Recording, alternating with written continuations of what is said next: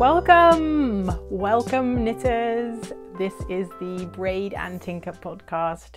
My name is Melanie and I am a knitter, and this is a video cast in which I talk a whole bunch about knitting. Welcome returning viewers and welcome to new viewers.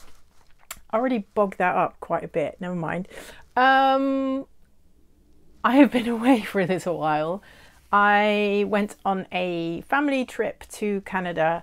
Not my family, but my boyfriend's family. But, you know, that's how that works. Because Canadians celebrate Thanksgiving in October, which is different to the date of Thanksgiving in the US, in case you were confused. I was really planning on recording a video. Before that, I just did not have time. There was one day where I thought I would do all the preparation and packing and all that kind of stuff, and then I'd planned to do a video podcast the next day, except that like Saturday, in which I was planning to do all the packing and stuff, I was just so tired. I didn't do anything. I just sat on the couch and knitted. So yes, doesn't matter really, because now I have a whole bunch of stuff to show you. Let me start. I made notes because I had to look up what finished objects I had because I was away for so long. I'm also still pretty jet lagged, and so when I'm really tired, my right eye sometimes twitches. So if you see that, it's not because I'm crazy, it's just I'm really tired and then my eye twitches. So yes, I made notes of all the stuff that I finished, and on the list on number 1 is the Delftig mittens, which is a pattern by Anna Maltz from her Marlisle book, and they look like this. And I cannot show you the actual mittens because they were a gift and they are currently in Canada, but they kind of look like this. And then I'll put a picture of that, what they really look like, on screen. I knitted them out of Rauma Fínul yarn, which I love for mittens because it's slightly thicker than, say, a fingering sock yarn. It's perfect for colour work. It's really warm. I really like it. There is like something that if it's not available to you, you might have like a slight similar yarn is Jameson and Smith. I prefer the Fínul yarn. I just like it, like the feel of it a little bit better, but I cannot properly explain why, but that's just me. So yeah, that was those. The next one is, in the last episode I've shown these and they were almost finished. These are the Scheepjes socks, which are I'm a bit flustered because one of the cats just pulled something down that was holding the sun out of my window, because usually this room is really bright because we haven't put up curtains yet. So I just put some cardboard in the window and the cat decided to pull that down. So super fun. These are the Scheepjes socks that I made with a ball of Scheepjes Invicta Everest, which is a really fun self-striper. I haven't been able to locate any new kind of yarn of it, or at least not a whole bunch, so I'm feeling that this yarn is maybe not available anymore. What's the word? Being deprecated? That's a bit overly dramatic. Anyway, I got this at a local yarn shop in like somewhere down below So I don't think this is a very new yarn, but I liked knitting with this yarn nonetheless. I just made a really long tube. I started at the toes, ended at the cuffs, and then put in afterthought heels. So that is that. Next thing on the list, and you will be surprised that I'm not wearing this until you hear that today is 23 degrees outside. That's right, it is the 15th of October and it is 23 degrees outside in the Netherlands. It's insane, and it makes me wonder why I knit stuff, because it just doesn't get cold anymore or something, I don't know. But I finished, and I use the term finished extremely liberally because I haven't actually blocked this yet. But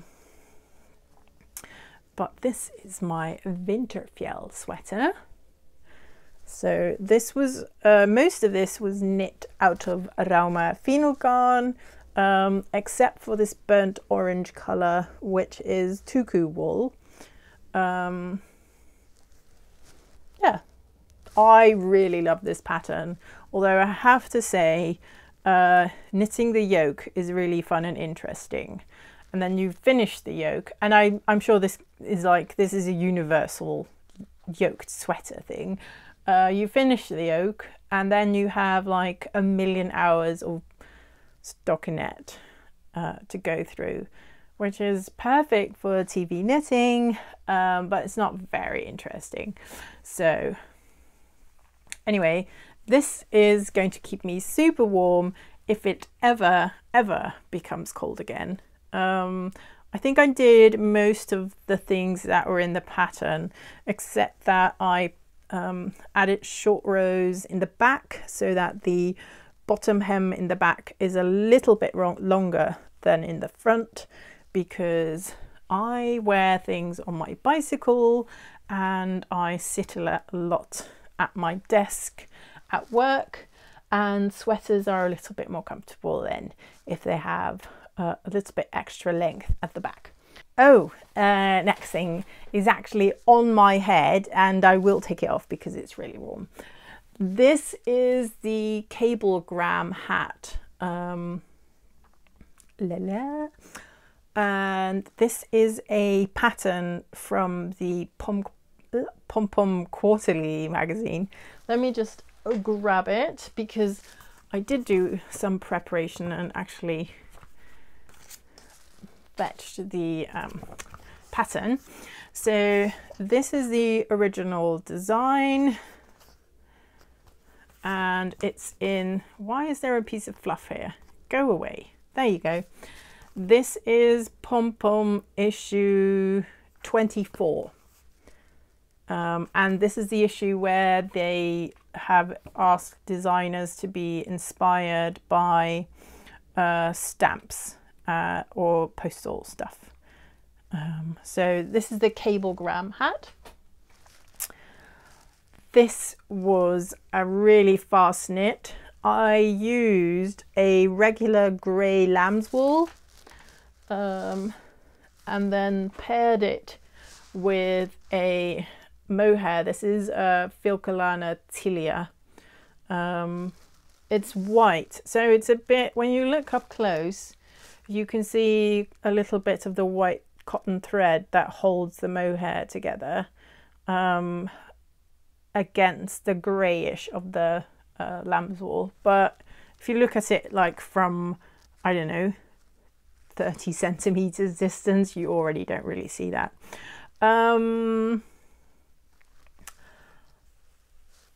If I knit this again, I might not do these ridge parts. I might just do purling there because I found that part a little bit fiddly.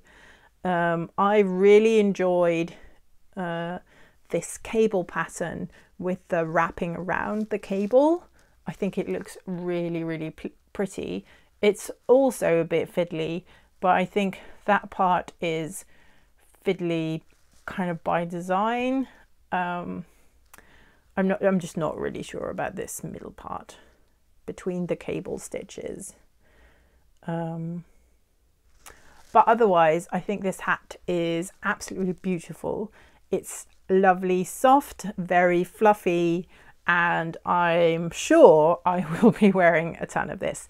Also, this ribbing, it's 2x1 ribbing, and I think I've decided now that's my favourite ribbing because it looks pretty profesh. So I like it.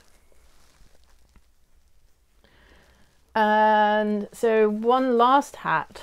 This is not yet blocked. It should be because it's still a little bit tight. But this is just a hat that I made up in my head. No pattern. But you can see that I have used the 2x1 ribbing.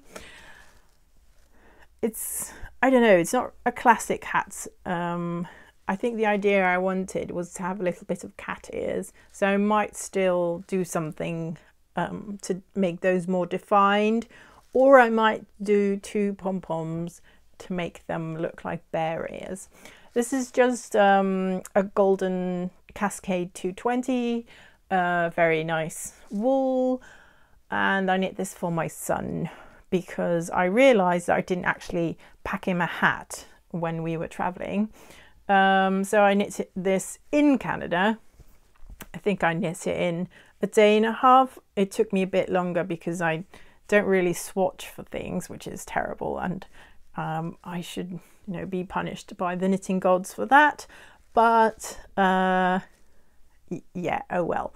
So I did a little bit of trial and error, and frogged a couple of times until I got this.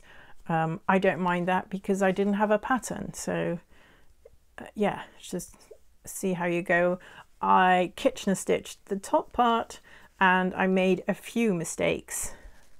I think there's like 2 or 3 stitches that are not very pretty, but it's a children's hat, so I'm not going to worry about that. He'll probably lose this within 2 weeks at daycare, and then, oh well. And then there are more finished objects because I'm a knitting machine now. These are the Elder socks, which is a pattern by Salapaloosa Knit, who is a podcaster from Norway, and this she has a sock collection that has 3 knitting patterns that are based on the Deathly Hallows from Harry Potter, and this one is based on the Elder wand, and I just think it's super pretty. It has some lovely lace, a little faux rib at either side, and then you also knit at the back. I did the pattern as a test knit, so I did knit it exactly how it was written in the pattern, because I guess that's for the pattern designer. The benefit of having people test knit is that they work through the pattern as written. But I think next time if I knit these again, I don't think I would do the what's this called, twisted rib. I really like the way twisted rib looks. I don't find it super comfortable on my socks. I probably also wouldn't do the patterning on the back because I'm a very lazy knitter, and the pattern was written top down, and toe up is just my preferred knitting style. But now that I have that pattern, I can super easily just use it and then knit it in my style and adapt it. So I totally recommend this pattern. She has 2 other patterns in the sock collection, and I would recommend you check those out. They go in the pile too. So yes, we went to Canada, and I needed some knitting for in the airplane, even though I was going to be entertaining my 3-year-old. But that was surprisingly easy because my kid apparently enjoys watching cartoons for 8 hours straight. So hooray for that. So I got a lot of knitting done on these socks. They're not quite ready. I have to add heels for them, but they are these super bright yellow socks with blue tips or toes. And I'm going to add the same color blue as a heel. I'll cut those in. The yellow yarn is something from my own hand-dyed yarn shop, which is called BraidAndTinker, and you can find me on Etsy for now. I'll probably move away from Etsy because the fees are a little bit ridiculous, especially for someone who, I'm not a full-time dyer by any stretch of the imagination. I'm kind of more of a small batch dye as you go person. I sometimes just get the the mood strikes me, and then I knit up a bunch of yarn and put that on Etsy. And I usually announce those either in the YouTube videos or on my Instagram account. And you can find my Instagram account as @Melanie_knits. So yeah, usually anything I knitted related I do, you can find there. Anyway, this yellow colorway was the I love my Tamagotchi, because at one point in life I had a fairly big obsession with Tamagotchis, and this like super bright yellow just reminded me of that. And the blue color is from Bird Street UK, and I think it was from one of their mystery clubs, and I think it was the May mystery club from this year. And I think this was like a red robin or a robin's egg color. And I still have a ton of it, even though I knit all of this with that and these toes, and I'll be putting in heels. I still have a bunch left over, and it was just 100 gram skein, so yay for me. I still have a ton of the yellow left as well, but my son has made me promise to make him some super bright yellow socks because I think he really liked this colour. So that's those socks. Just need to add heels and then they'll be done. So one of my current super whips, almost done whips, is in this project bag, which my lovely friend Anouk made for me, and I really like it because it reminds me of one of those pink hazel bags. So I just feel super fancy carting this around. And I am knitting on my Adrift shawl, and I should have finished the row last night so that I can hold it up a little bit easier, but of course I did not do that, so oh well. Looks like this. The darker color will be the bottom, and it's a crescent shawl, and the pattern is by Veera Välimäki, and it's from issue number 5 of Lane's magazine. Let me find you the pattern because I put a thing in it because I'm super prepared now. So this is the pattern, Veera Välimäki, Adrift, and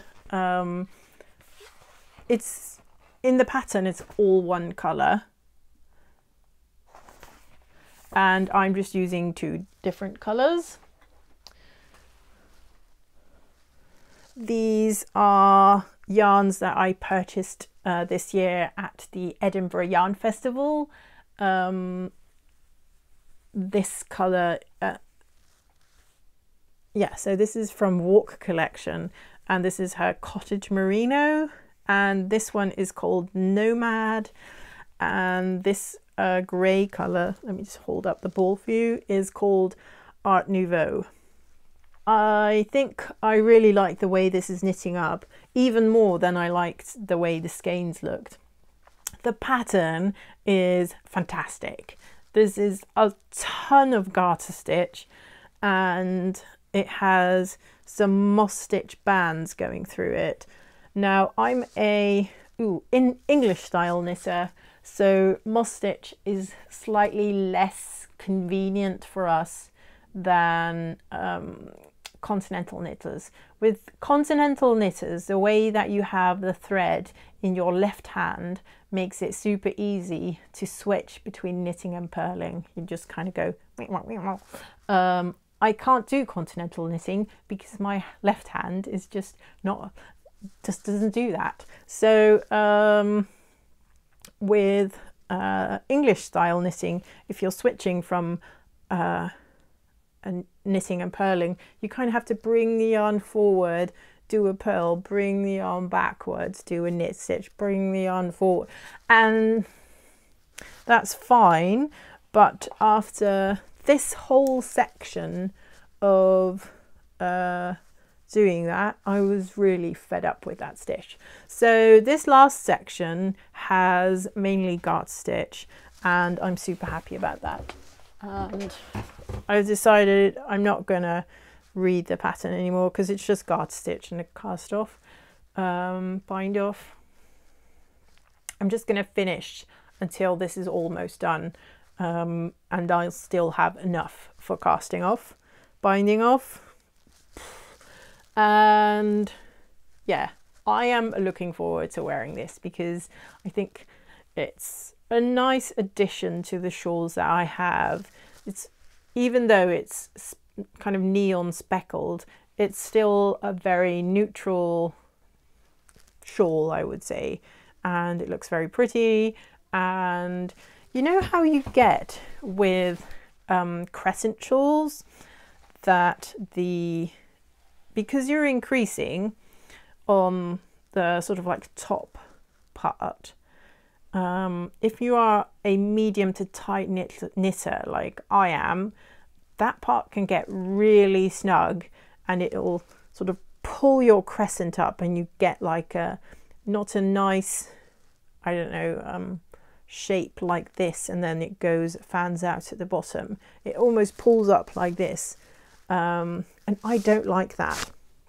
And what I will do usually is block it extremely aggressively and try and stretch that top bit out, but that doesn't always work. So I've investigated a little bit and I've changed my method, and what I do now is every first stitch, so that's all the stitches that are at the top row, I knit those twice. And what I do is I knit the stitch, put it back on the left needle, knit it again, and that creates a lot more breathing space in this row.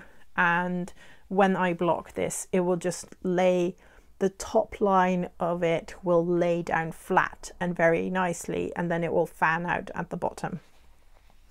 Yeah, so I'm almost done with it. I've got this much left to knit up, and yeah, really looking forward to wearing this. I need a little drink because doing a lot of talking in this warm room is fun, and I love talking to you guys, but it's also,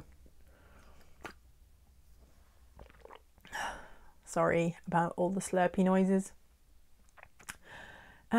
It's also a little bit tough on the throat, I would say, especially if you haven't been podcasting for a long while like I did. So we were in Canada for about almost 2 weeks, and you know, what do you do when you are in a different country? You visit all the places that sell yarn and try and get the stuff that you cannot get here. or in the country that you at that time live. And so Derek's mum is also a crafter and a crocheter and a knitter. So she was more than happy to cart me around yarn shops, and we went to Michael's. And if you live in a country like the Netherlands where shops are small, and yeah, you usually get an option. If there are variety options, there's an option of 3, I would say, in like any case. And I don't know, I think in North America that's just not good enough for people, and some stores are massive. And the Michael's that we went to, it was like a warehouse for craft stuff. It was insane. It has variety options of, I don't know, like 50, I would say. So that was amazing. I mean, like the idea of going to a craft store where there are shopping carts, it still kind of blows my mind, and also is fantastic at the same time. Some things were actually quite expensive, and then other things weirdly were pretty cheap. So, you know, I guess it balances out in the end. Anyway, so the first store we went to was the Great Northern Yarn Store. I'll put a picture of that in the video.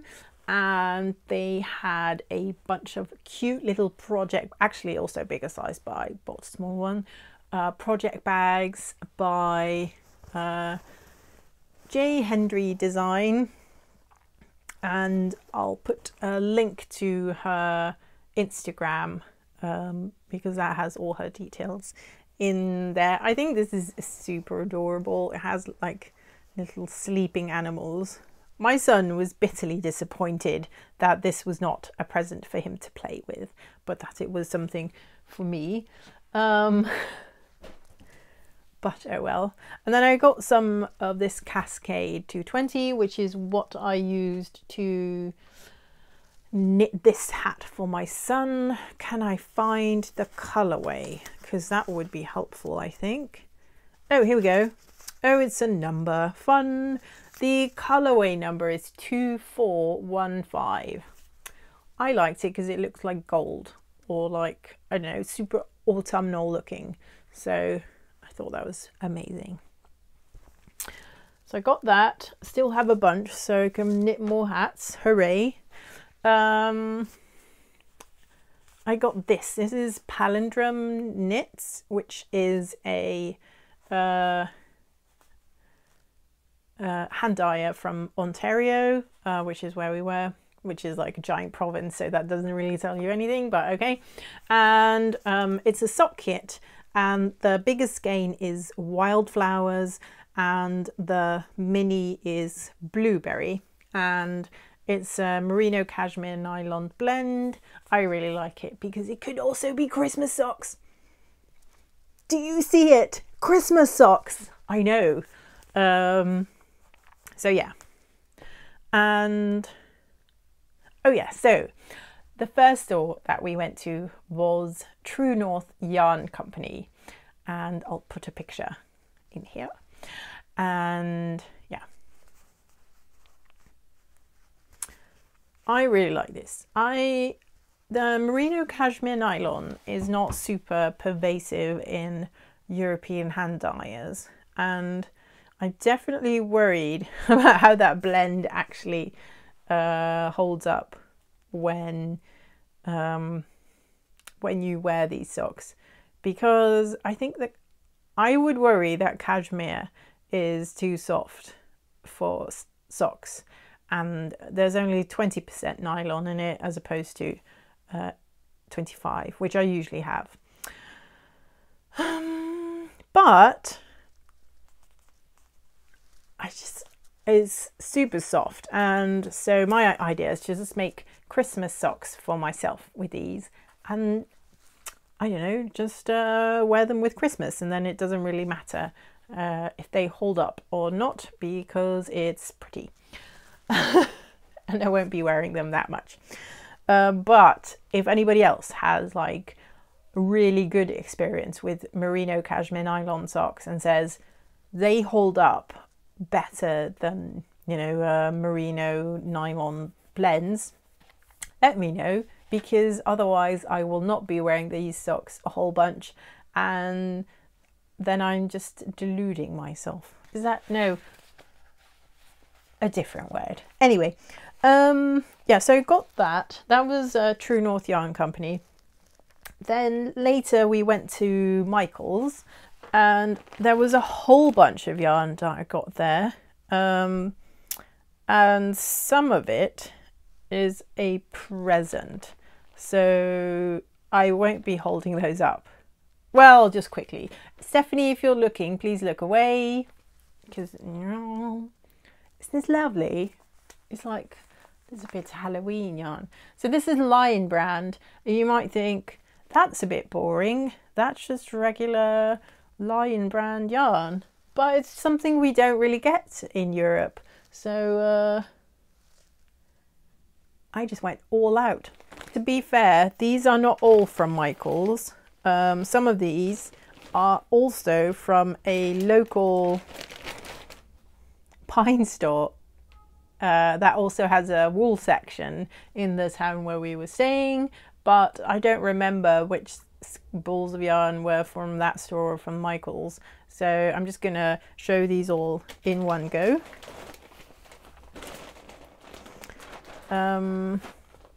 Because I bought a whole bunch of Patterns Croy socks. So I have this nice blue one. Again, people are probably wondering, why would you buy something like that? Because it's just bog standard sock yarn, but we don't get it here, so obviously I needed all of it. So this one is also reminding me a little bit of Christmas colours. Ooh, one fell on the floor. This little set, so I'm sure this is like a self-striping one, although it doesn't really say on the ball band what's happening. And the ball bands have kind of squished because I bought so much yarn that it didn't really fit in my suitcase anymore. So I had to put it in an IKEA bag, squish it, let all the air out, squish it, ziplock it tight, put some tape around it, and so it would like not take up as much space. And this lovely, it's like a mild, I want to say orange brown, like a copper colour. I really like it.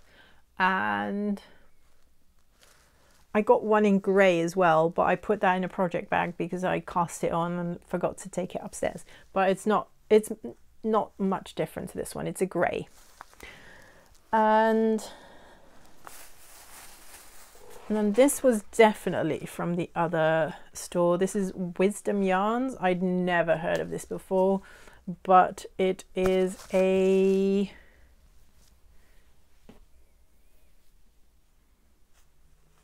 I think this is a US brand, but it doesn't really say.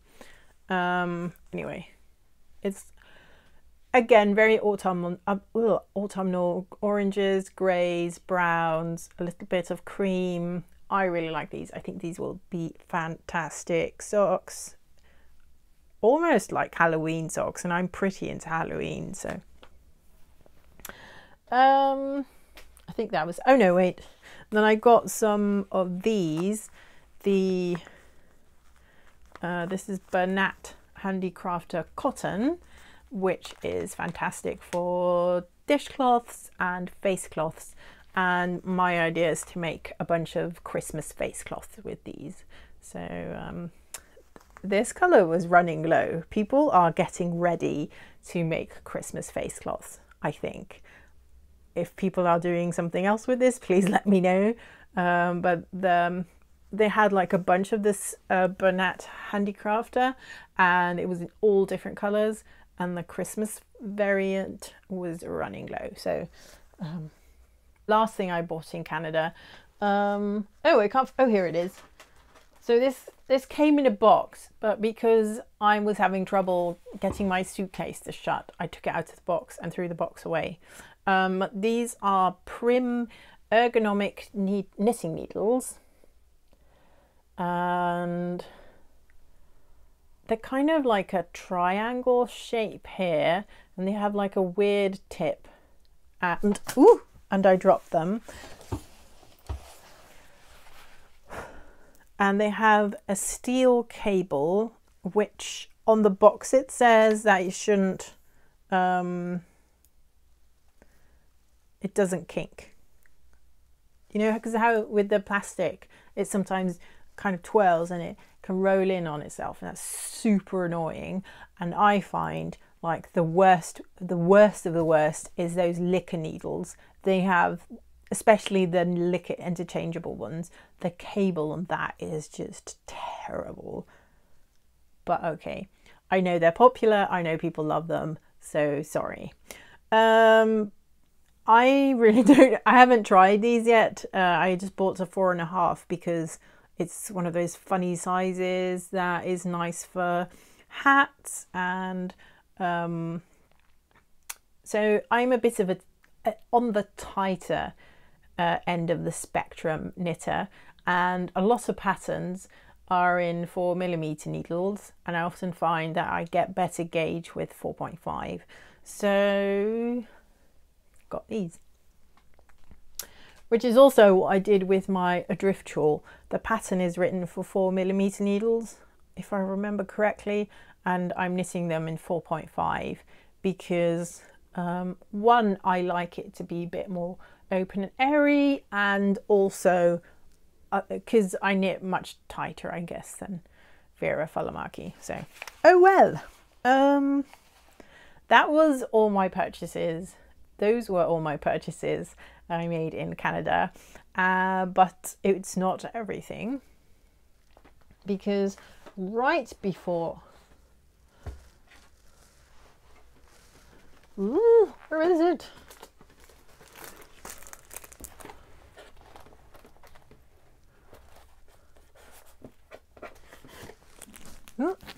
Right before I left, I made an order at Tiny Sugar. I placed an order with Tiny Sugar, who is a polymer clay crafter in Portugal. And because I saw that on her Instagram that she had tiny pumpkin pies, progress keepers, and so I ordered one of those. I had to because I love pumpkin pie, and I got a tiny avocado one as well.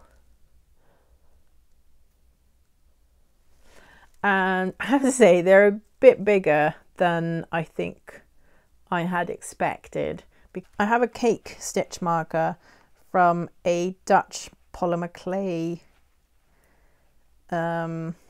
creator called Shiny Stuff Creations, and it's this size, and then this one is like, I don't know, 5 times as big, it feels. They are light, and I would definitely use this on knitting. I think I just would have preferred it a smidge. Oh yeah, that doesn't work. Tiny Sugar in Portugal. And I love this because I love pumpkin pie. It's one of my favorite pies to eat. And she very kindly sent me a little fake gummy bear progress keeper, and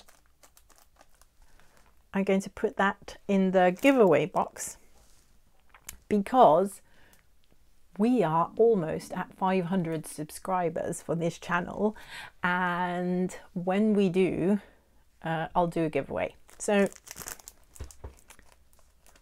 keep it in mind, this is going in the giveaway box.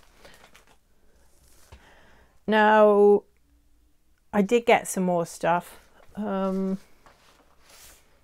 I have the day off today to sort of do some jet lag management for myself. And I went out and got a magazine. This is Dutch magazine Libelle, and they have a little knitting special. It's not anything spectacular. I would definitely not buy this just for the knitting, because it has like very beginner friendly patterns, I would say. Nothing really massively interesting. So this cardigan is a really long cardigan, and I love that stuff.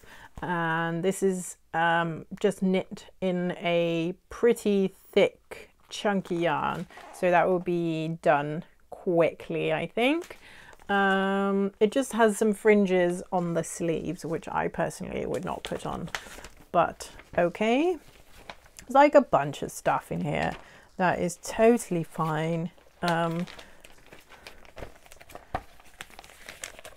a little plaid that is quite funky.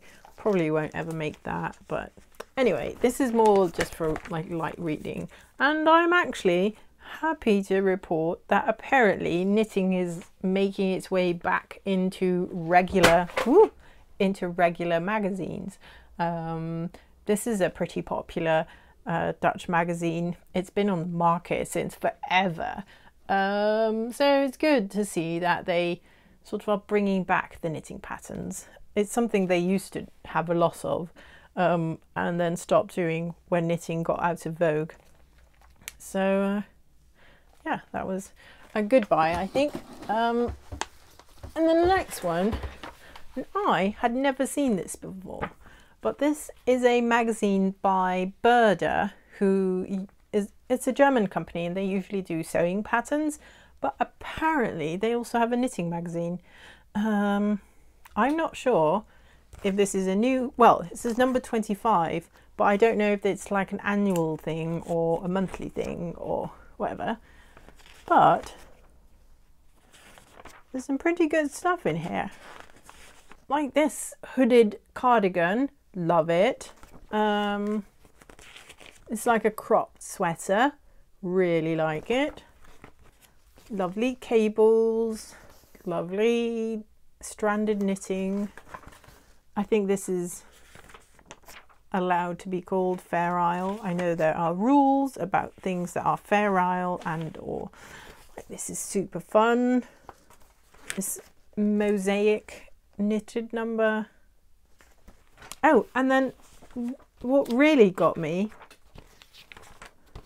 and this is silly that it interested me, or at least that it caught my eye and that I found it remarkable, and I can't find it, damn it. But they have a whole section of men's sweaters. So, whew,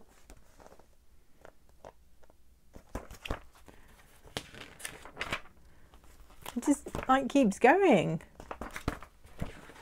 So this is great if you're a man and you like to knit and you can never find anything with, look how many men's sweaters there are. That's fantastic. A shawl and another cable. I think that was it. But yeah, and you wouldn't think of it like looking at the front, because there's like always a ton of lady patterns, and like all the new hip modern magazines like Pom Pom and Lane's magazine, barely, I don't think they even do men patterns. And you could say, well, like a hat can be worn by a man, and that's absolutely true, except that the models in the magazines are always women. There is a magazine for men called Rib Magazine, but apparently it is scientifically proven that it is possible to have both men and women's patterns in one magazine. So bonus plus yay hooray to Burda for making this magazine about knitting for both men and women. And it's not like men are being fobbed off with like 1 or 2 patterns. There is a good chunk of manly sweaters.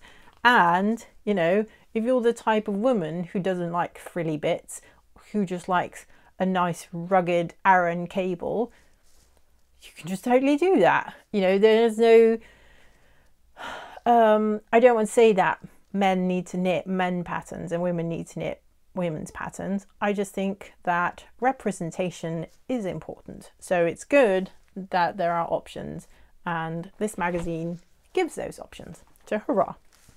So I'm super pleased with this purchase.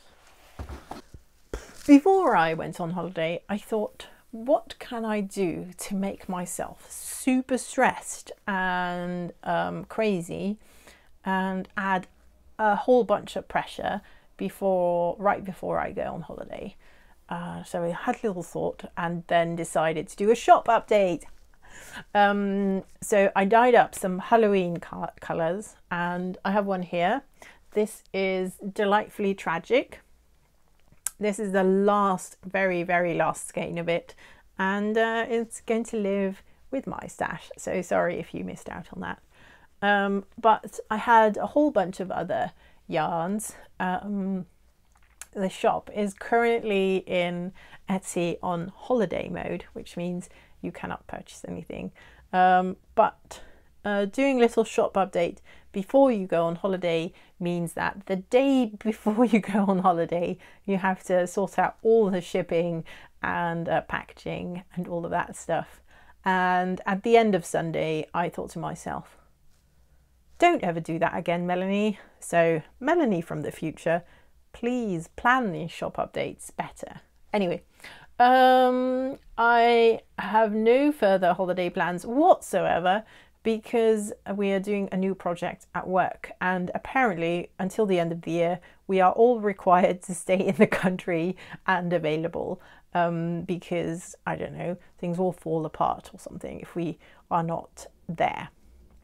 And so I have I wouldn't say a ton of time, but I'm not preparing for a holiday, so I will probably do another shop update soon-ish. I want to say, the thing about going on holiday is that it's fantastic and your brain re-energizes, and I just have, like, my mind is bubbling with so many new ideas for yarn and like things to do with that yarn. And so yeah, I'm definitely going to be doing a shop update soonish when I find some time to dye yarn and to photo. Because that's the thing though, it's not just dyeing the yarn, you don't have to photograph it in a way that it properly represents what it looks like in a photo, and then you have to like upload all the photos and do all the text things, and then the orders come in, and then you have to print out everything, and if it's international shopping you have to fill in all these custom forms because it's a commercial shipment, and then you have to find every freaking time the customs code for yarn, which I always forget. And then yeah, so I really enjoy doing the Etsy shop updates, but I need to remember that it costs some time. It's not just, you know, dye a skein of yarn, bang it in a bag, and that's it. There is a little bit more work involved, but I enjoy it a lot, and well, people buy it, so I guess other people enjoy it too. Wasn't there so much stuff? I had so much stuff. Anyway, thank you so much for watching. If you enjoyed this video, please leave a like, and if you enjoyed it so much, please consider to subscribe to my channel, and because that just tells YouTube that these videos are interesting for you to watch. Please leave a comment, because I always like reading your thoughts, and I'm definitely someone who actually responds to comments on videos, because I don't get a whole bunch yet. I think that was it. Oh yes. Oh wait, one last thing. I'm busy writing up a mitten pattern and I'm looking for test knitters. So it's not ready yet, but I thought I'd just throw this out there, you know, so I can like collect a couple of test knitters. If you would like to test knit a mitten pattern, please leave a comment in the Ravelry group, and I'll put a link to it in the description box below. So the Ravelry group is, if you go to Ravelry, you can search the group. It's the BraidAndTinker podcast group. And there is a thread that is like test knitting mittens, ? Something like that. And then just leave a comment in there. And then I can collect all the people who want to do that and then send the pattern out to you once I've actually finished it. I'm also hoping that collecting or like putting together a group of test knitters will be kind of like a little push for myself to actually finish this pattern, because it's something that's been in my mind quite a lot, and it's something I think is very special and interesting. So yeah, if you like mittens or are interested in knitting mittens, because like ideally I would have an array of different types of knitters, some who've never knitted mittens and will use this pattern to start, and you know, super experienced knitters, mitten knitters, who, you know, can find stupid errors that I have made and stuff like that. So yeah, if you're interested, go to Ravelry, find a group, find a thread, and you can just like add like, oh, I'd like to be a test knitter, and then that will be sorted. Yes, thank you all so much for watching, and I hope to see you again soon. Bye.